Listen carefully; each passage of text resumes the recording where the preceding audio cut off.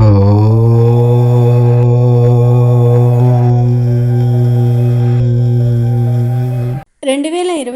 September 7న చంద్రగ్రహణం ఏర్పడబోతోంది. ఇది సాధారణమైన చంద్రగ్రహణం కాదు. ఈ గ్రహణం యొక్క ఎఫెక్టు ఈసారి మనపై భారీ ప్రభావం చూపుతుంది.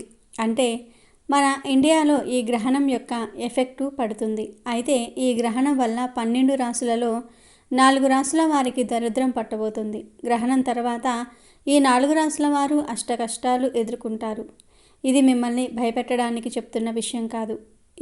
ఇది ఒక హెచ్చరిక లాంటిదని భావించండి. ఇది రాహుగ్రస్త సంపూర్ణ చంద్రగ్రహణం. ఇది చాలా శక్తివంతమైనది. 100 సంవత్సరాలకు ఒక్కసారి ఏర్పడే చంద్రగ్రహణం.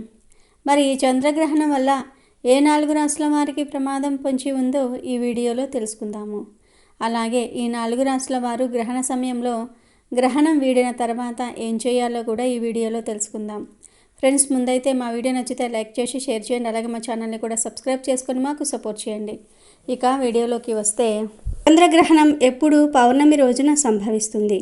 ఈ సెప్టెంబర్ 7వ తేదీన ఏర్పడే చంద్రగ్రహణం భారత కాలమానం ప్రకారం రాత్రి 9:58 ప్రారంభమై సెప్టెంబర్ 8వ తేదీ ఉదయం 1:26 వరకు ఉంటుంది.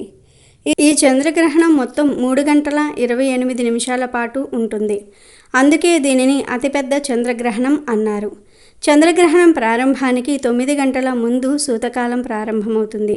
సెప్టెంబర్ 7 మధ్యాహ్నం 12:19 ప్రారంభమై సెప్టెంబర్ 8 తెల్లవారుజామున 1:26 చంద్రగ్రహణం ముగియటంతో సూతకాలం కూడా ముగుస్తుంది. ఈ సమయంలో మంత్రాలు జపించటం, దాన ధర్మాలు చేయటం వల్ల కోటి జన్మల పుణ్యఫలం లభిస్తుంది.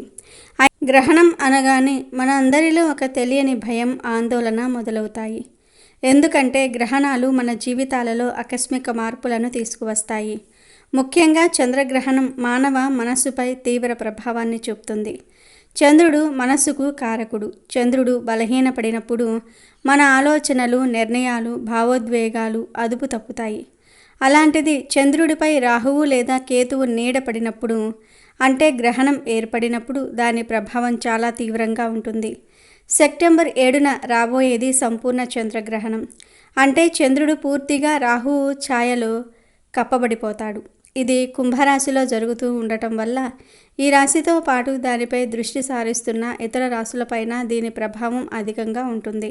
ఈ గ్రహణ ప్రభావం గ్రహణం రోజుతోనే ముగిసిపోదు. దాని ప్రభావం రాబోయే 6 నెలల పాటు మన జీవితాలపై ఉంటుంది. అందుకే ఈ సమయంలో మనం తీసుకునే ప్రతి అడుగు, ప్రతి నిర్ణయం చాలా కీలకం.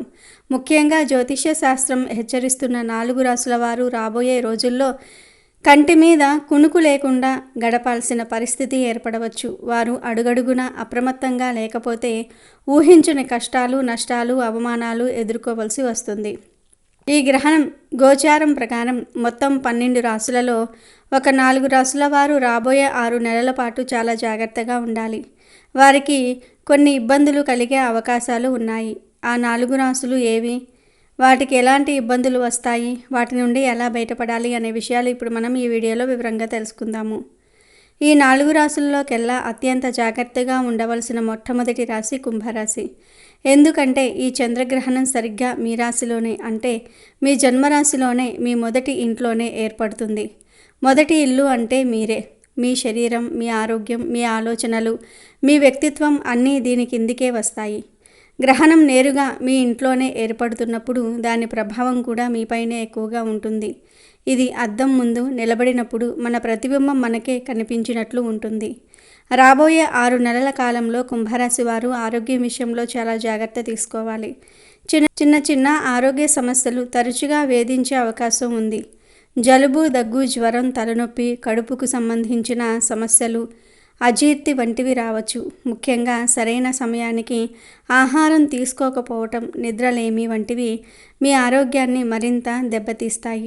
కాబట్టి రోజు ఒకే సమయానికి భోజనం చేయటం, రాత్రిపూట కనీసం 7 నుండి 8 గంటలు ప్రశాంతంగా నిద్రపోవటం చాలా అవసరం. బయట దొరికే ఆహారాన్ని, జంక్ ఫుడ్స్ను పూర్తిగా తగ్గించటం మంచిది. ఈ గ్రహణ ప్రభావం మీ శరీరం కంటే ఎక్కువగా మీ మనస్సు మీద పనిచేస్తుంది. మనసు ఎప్పుడూ చంచలంగా, ఆందోళనగా ఉంటుంది.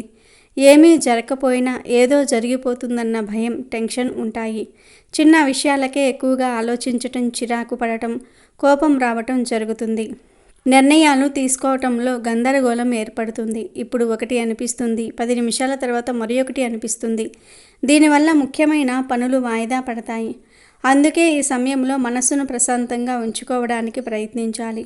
రోజు కాసేపు ధ్యానం చేయటం లేదా మీకు నచ్చిన దేవుడి నామాన్ని స్మరించుకోవటం వల్ల మనస్సు నిలకడగా ఉంటుంది. తొందరపడి ఎటువంటి ముఖ్యమైన నిర్ణయాలు తీసుకోవద్దు. ఈ గ్రహణం వల్ల జాగ్రత్తగా ఉండాల్సిన 2వ రాశి వృశ్చిక రాశి. ఈ రాశి నుండి లెక్క పెడితే గ్రహణం ఏర్పడే కుంభరాశి 4వ స్థానం అవుతుంది. వృశ్చిక, ధనస్సు, మకరం, కుంభం. జ్యోతిష్య శాస్త్రంలో 4వ స్థానాన్ని సుఖస్థానం అంటారు. ఇది తల్లి, చదువు, ఇల్లు, వాహనాలు, ఆస్తులు, మానసిక సుఖం వంటి విషయాలను సూచిస్తుంది. గ్రహణం ఇక్కడ ఏర్పడటం వల్ల ఈ విషయాల్లో కొన్ని ఆటంకాలు, ఇబ్బందులు ఎదుర్కొనే అవకాశాలు ఉంటాయి. విద్యార్థులు చదువు మీద శ్రద్ధ పెట్టలేకపోతూ ఉంటారు. ఏకాగ్రత లోపిస్తుంది. ఎంత చదివినా గుర్తుండకపోవటం, పరీక్షల్లో అనుకున్న మార్కులు రాకపోవటం వంటివి జరగవచ్చు. ఉన్నత చదువుల కోసం విదేశాలకు వెళ్ళడానికి ప్రయత్నించే వారికి కొన్ని అడ్డంకులు ఎదురుకావచ్చు. వీసా సమస్యలు లేదా ఇతర కారణాల వల్ల ప్రయాణం వాయిదా పడవచ్చు. ఇల్లు లేదా భూమి కొనాలనుకునే వారికి లేదా అమ్మాలనుకునే వారికి ఈ 6 నెలల కాలం అంత అనుకూలంగా లేదు. ఒప్పందాలు చివరి నిమిషంలో రద్దు అవటం, డబ్బుకు సంబంధించిన సమస్యలు రావటం లేదా కొన్న ఆస్తిలో ఏవైనా లోపాలు బయటపడటం జరగవచ్చు.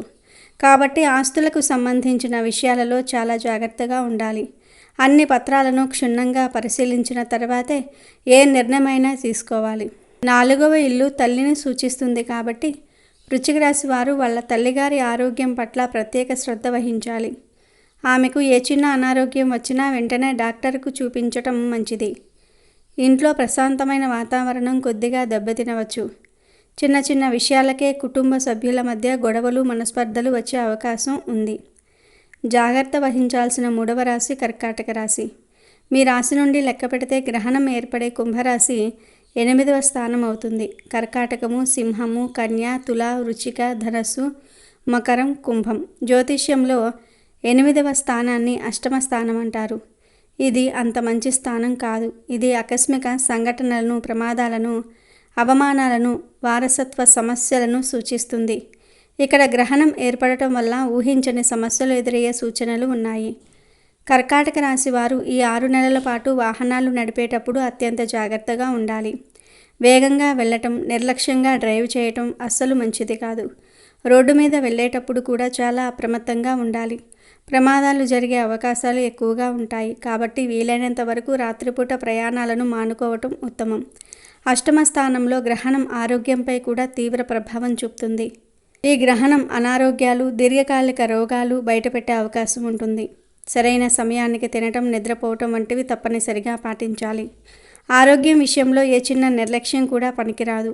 బంధువులతో, స్నేహితులతో సంబంధాలు దెబ్బతినే అవకాశం ఉంది. మీరు చెయ్యని తప్పుకు కూడా మీ మీద నిందలు వేయటం, అపార్థాలు చేసుకోవటం జరగవచ్చు. దీనివల్ల మీరు మానసికంగా చాలా బాధపడతారు. అందుకే ఎవరితో మాట్లాడినా చాలా జాగ్రత్తగా మాట్లాడాలి. అనవసరమైన విషయాల్లో తలదూర్చకపోవటం మంచిది. ఊహించని విధంగా డబ్బు నష్టపోయే అవకాశాలు కూడా ఉన్నాయి.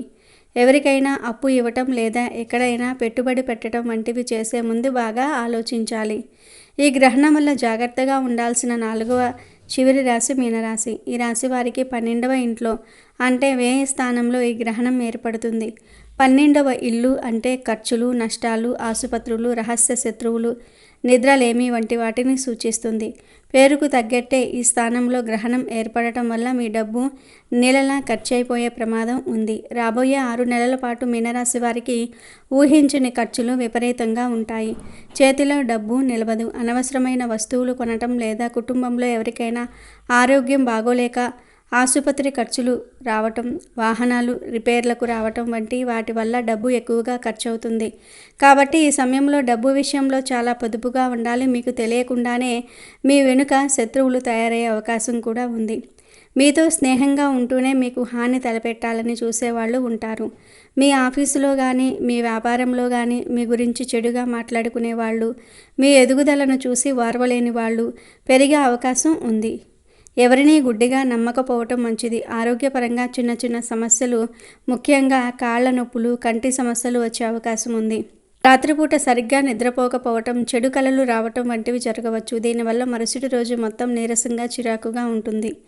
ఇప్పుడు మనం చెప్పుకున్న ఈ 4 రాసుల వారు అంటే కుంభ, వృశ్చిక, కర్కాటక, మీనరాశుల వారు వచ్చే 6 నెలలు చాలా జాగ్రత్తగా ఉండాలి. అయితే ఈ రాశుల వారు గ్రహణం పట్టే ముందు, గ్రహణం వీడిన తర్వాత అంటే సెప్టెంబర్ 8న తప్పకుండా కొన్ని పనులు చేయాలి. గ్రహణం ముగిసిన తర్వాత కొన్ని రకాల పరిహారాలు చేయటం వల్ల గ్రహణ దోషం తొలగిపోతుంది. పౌర్ణమితో కలిసి వస్తున్న ఈ చంద్రగ్రహణం రోజున ప్రతి ఒక్కరూ తప్పనిసరిగా గ్రహణ నియమాలు పాటించాలి. పూర్వం మన మహర్షులు గ్రహణ సమయంలో ఉండే దోషాలను గ్రహించి మానవాళి మేలు కోసం గ్రహణ నియమాలను ఏర్పరిచారు. వారు సూచించిన విధంగానే పూర్వం నుండి మన పెద్దలు నియమాలను పాటిస్తూ వస్తూ ఉన్నారు. చంద్రగ్రహణ సమయంలో వెలువడే విషవాయువుల వలన ఆహార పదార్థాలు విషంగా మారుతాయని, గ్రహణ సమయంలో ఆహారం తీసుకోవటం కానీ, పొట్టలో ఉండటం కానీ మంచిది కాదని మన మహర్షులు మానవాళికి తెలియజేశారు. అందుకే ఈ చంద్రగ్రహణం మొదలవ్వడానికి 6 గంటల ముందు, 6 గంటల తర్వాత భోజనం చేయకూడదని పెద్దలు చెప్తూ ఉన్నారు. ముఖ్యంగా చేయాల్సింది ఏమిటి అంటే గ్రహణ సమయానికల్లా పొట్టలో ఆహారం లేకుండా చూసుకోవాలి.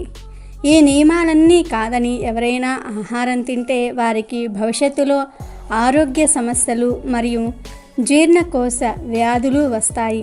అంతేకాదు గ్రహణ సమయంలో భోజనం చేసేవారు నరకానికి పోతారని ఆ మహర్షులే మానవాళికి తెలియజేశారు. కనుక గ్రహణ సమయంలో ఎవ్వరూ ఆహారం తినవద్దు. అలాగే గ్రహణ సమయంలో మిగిలిన ఆహార పదార్థాలపై మరియు పచ్చళ్ళు, కూరగాయలపై దర్భలు కానీ, తులసి ఆకులు కానీ ఉంచాలి. అదేవిధంగా గ్రహణ సమయంలో ఇంటిపై దర్భలను వేసుకోవటం వలన గ్రహణ సమయంలో వెలువడే విషవాయువుల ప్రభావం మన ఇంటిపై తగ్గుతుంది. ఎందుకంటే దర్భకు వికరణ శక్తిని నిశక్తిగా చేసే గుణం ఉంది. ఇది దర్భకు ప్రకృతి ఇచ్చిన వరం. దర్భలను ఆయా వస్తువులపై ఉంచటం వలన గ్రహణ సమయంలో వెలువడే కిరణాలను తిప్పి కొడుతుంది. ఇది వైజ్ఞానికులు పరిశోధించి తేల్చిన విషయం. చంద్రగ్రహణ సమయంలో ప్రకృతిలో కొన్ని మార్పులు సంభవిస్తాయి. కొన్ని విషవాయువులు జనిస్తాయి. ఆ విషవాయువులు భూమిపై ఉండే సమస్త మానవాళిపై ప్రభావాన్ని చూపిస్తాయి. ఈ భూమిపై ఉన్న మానవులపైన, జంతువులపైన విచిత్ర పరిణామాన్ని ప్రసరింపచేస్తాయి. దాని వలన అనేక దుష్ఫలితాలు కలుగుతాయి. అందుకే ఈరోజు వండిన ఆహార పదార్థాలు విషంగా మారుతాయి.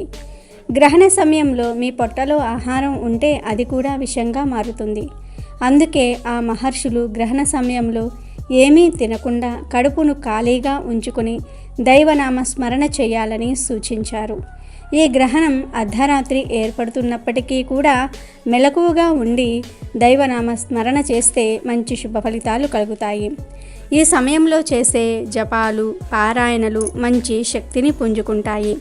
ఇక గర్భిణీ స్త్రీల విషయానికి వస్తే చంద్రగ్రహణ సమయంలో జంతువులలో, వృక్షాలలో, పక్షులలో ఎదుగుదలలో మార్పులు వస్తాయి. గ్రహణ సమయంలో వాటి ఎదుగుదలలో ఫ్లక్చుయేషన్స్ వస్తాయి. క్రమ పద్ధతిలో కాకుండా ఎక్కువగా కానీ, తక్కువగా కానీ మామూలు కంటే భిన్నంగా ఉంటుంది. ఇలాంటి ఎదుగుదలకు సంబంధించిన తేడా ఉండటం వలన గర్భవతులు గ్రహణ సమయంలో కదలకుండా పడుకుని ఉండాలని పెద్దలు చెప్పారు. కాదని గ్రహణ సమయంలో గర్భవతులు బయట తిరిగితే గర్భంలోని శిశువు పెరుగుదలలో తేడాలు వస్తాయి. గ్రహణం మొర్రి వస్తుంది అంటే పెదిమ సరిగ్గా లేకపోవటము, చెవి సరిగ్గా లేకపోవటము, చెవులు లేకుండా పుట్టటము ఇలాంటివి జరుగుతూ ఉంటాయి. రేర్ కేసులలో మాడు కూడా కలవకుండా విడివిడిగా ఉండి పిల్లలు పుడతారు. గ్రహణ సమయంలో గర్భవతిగా ఉన్న స్త్రీ తగు జాగ్రత్తలు పాటించని సమయంలో ఇలా జరుగుతుంది. రిస్క్ తీసుకోవటం ఎందుకులే అని కొంతమంది నమ్మినా నమ్మకపోయినా ఈ నియమాలు పాటిస్తారు. గర్భిణీలు మాత్రం ఖచ్చితంగా నియమాలు పాటించాల్సిందే. చంద్రుడు నీటిపై ఆధిపత్యం కలిగి ఉంటాడు. అందుకే చంద్రగ్రహణ సమయంలో సముద్రంలో ఆటుపోట్లు ఏర్పడతాయి. ఆ క్రమంలోనే మన శరీరంలోని నీటి ప్రవాహంలో కూడా ఆటుపోట్లు వస్తాయి. మామూలు మనుషులు గమనించలేరు కానీ గర్భవతులకు ఆ తేడా తెలుస్తుంది. ఎందుకంటే లోపల ఉమ్మనీటిలో పిండం అనేది ఉంటుంది. ఆ ఉమ్మనీటిలో ఏదైనా తేడా వస్తే శిశువుకి ఇబ్బంది కదా. ఈ విషయాలన్నీ తెలిసిన మన మహర్షులు గ్రహణ సమయంలో గర్భవతులను కదలకుండా ఉండమని చెప్పారు. ఎందుకంటే గర్భంలో ఉన్న పిండం మీద ఈ గ్రహణ ప్రభావం పడుతుంది కాబట్టి గ్రహణ సమయంలో గర్భవతులు బయట తిరగకుండా ఇంట్లోనే ఒక చోట కూర్చొని లేదా పడుకొని ఉండాలి. ఇక మామూలు వారు గ్రహణం ఏ సమయానికి స్టార్ట్ అవుతుందో ఆ సమయానికి పట్టు స్నానం చేసి ధ్యానానికి కూర్చుంటే మంచిది. ఈ గ్రహణ సమయంలో గర్భిణీలు బయటకు రాకూడదు. అలాగే కూరగాయలు కొయ్యకూడదు. పూర్వపు రోజుల్లో అయితే పొయ్యిలో పుల్లలు కూడా పెట్టేవారు కూడా కాదు, బట్టలను కూడా పిండేవారు కాదు. అలాగే ఈ గ్రహణ సమయంలో ఆహారాన్ని కూడా తినకూడదు. గ్రహణ సమయంలో దాంపత్యం నిషిద్ధం. ఈ సమయంలో భార్యాభర్తలు కలిస్తే పురుగులాంటి సంతానం కలుగుతుందని పెద్దల మాట. కాబట్టి గ్రహణ సమయంలో భార్యాభర్తల కలయిక నిషిద్ధం. అదేవిధంగా రాత్రి సమయంలో ఏర్పడుతున్న ఈ చంద్రగ్రహణ సమయంలో పట్టు విడుపు స్నానాలు చేయకుండా ఉండటం కూడా మంచిది కాదు. ఈ గ్రహణ సమయంలో ప్రయాణాలు చేయవద్దు. గ్రహణం తర్వాత అంటే మరునాడు ఉదయం మిగిలిపోయిన ఆహార పదార్థాలన్నీ అంటే గ్రహణానికి ముందు వండి మిగిలిపోయిన ఆహార పదార్థాలు ఉంటాయి కదా, ఆ ఆహార పదార్థాలన్నీ కూడా తినవద్దు. అలాగే ఈ చంద్రగ్రహణ సమయంలో గోర్లు కత్తిరించటము, జుట్టు కత్తిరించుకోవటం వంటి పనులు చేస్తే మహాపాపం తగులుతుంది. గ్రహణ సమయంలో ఇంట్లో పూజగదిలో తప్పనిసరిగా దర్బలను వేయాలి. గ్రహణం తరువాత అంటే మరునాడు ఉదయం ఆ దర్బలను తీసి పడేసి పూజగదిలో పసుపు నీళ్లు చల్లి శుద్ధి చేసుకోవాలి. గ్రహణం తర్వాత రోజు మీ వాహనాలను కడిగి నిమ్మకాయలను కట్టుకోవటం వలన అపమృత్యు దోషాలు పోతాయి. అదేవిధంగా గ్రహణ సమయంలో ఇంట్లోని వండని ఆహార దినుసులపై, పచ్చళ్లపై, కూరగాయలపై మరియు ఇంటిపై దర్బలను లేదా తులసి ఆకులను తప్పనిసరిగా ఉంచుకోవాలి. ఇవే చంద్రగ్రహణం రోజు పాటించవలసిన నియమాలు.